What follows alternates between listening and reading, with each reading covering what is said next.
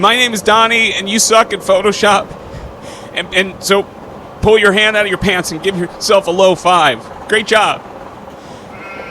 Let's say you're on a train rocketing through the Himalayas. You just escaped from a monastery where you've spent the last few years, and you're on your way home because you want to exact revenge on your wife's lover, and it's really cold, and you've been in a monastery for the last few years with a bunch of dudes, and you wanted to warm things up a little bit, but you went to open up Photoshop to get some of your warming photos, and Photoshop had thrown up all over itself because it's a new version of Photoshop, and the people who made Photoshop thought it would be really cool if they made it look like an MP3 player from 1996. And then, I know what you're thinking. You're thinking, Donnie, we can't afford to buy a new Photoshop every 10 minutes because we spent all of our money on our girlfriends on Friday night on fourth meal.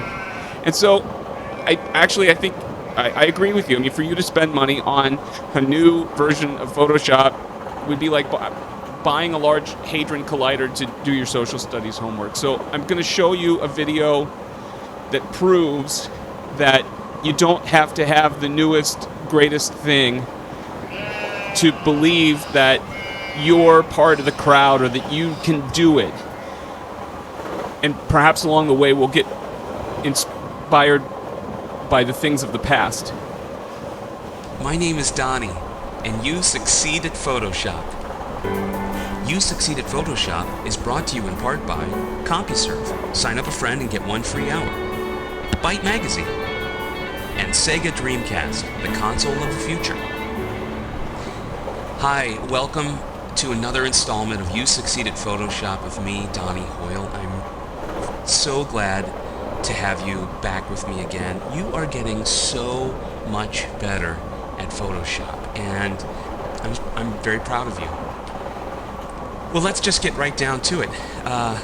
Let's go to our good old friend, Photoshop. You know, every time I open the application up, I just think about all of the great, wonderful ways that we've expressed ourselves together. And well, let's open up a photo.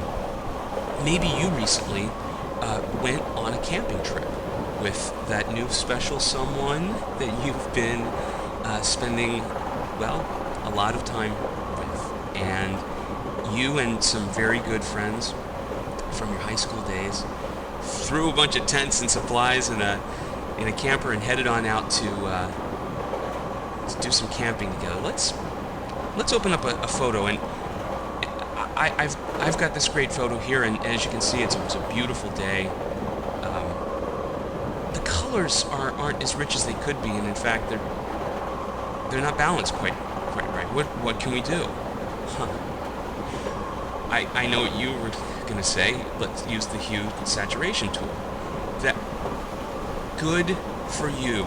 That's, even though that's not correct, it's great that you're taking the initiative to try and come up with different ways that you can do it. But why don't you let me show you the right way to do it? Does that sound good? Okay. We're going to actually go to Image, Adjust, Color Balance. We're going to balance the color this way. Now, what this allows us to do is we actually have a little bit more precise control over the different types of colors in the image, and allows us to focus in on certain things. So I definitely think the sky was a lot bluer that day, you know? And so what we want to do... I'm down in the basement working on my Photoshop video series, milady. Love is a mini sport. Donnie! No, you have to use the press the TV video button. And tape over Quantum Leap, but don't tape over Touched by an Angel. Touched by an Angel! Lady Loveberry, I love you! I love you! Okay. Well, let's start by hitting the midtones. We'll select the midtones here, and we're going to bring up the blue. And we'll be very careful. Oh, by the way, we have to click the preview icon here so we can see what we're doing. We want to make sure we don't get too much blue in there. And okay, that's looking pretty good. And we haven't done too much here to the other colors yet. Let's go to highlights because the sky is really a brighter part up there, and we can start to see the This guy coming up. Oh, what's happening? We're getting too much blue. So let's. One of the good things to note about art in life is that you always want to have your cool and warms in opposite. So if your shadows are cool, you want your highlights to be warm. That's right. And if you do it the other way around, so we've got some cool highlights with this cool blue. So let's go to our shadows and bring up a little bit of the red in there to pop some contrast. See how that brought that to life a little bit there, and we'll just sit. Now check this out. When we flip the preview, look how dull and dreary that was, and now we're getting so much brighter and livelier. And well, that's show me the money. So Donnie! I'm gonna be right up, sweetie. Sugar bumps. So let's try that with another image that might have a little bit punchier color. It's gonna be a little stronger, and see if we can do the same thing.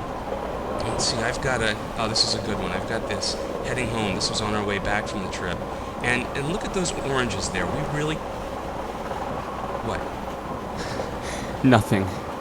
Nothing will stop us from painting this picture. Nothing will keep us from exacting our revenge.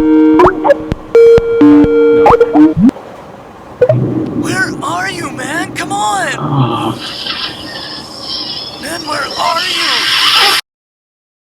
We want to create an image that says the ring bearer has returned the ring to its rightful owner, and he is going to return to reclaim his throne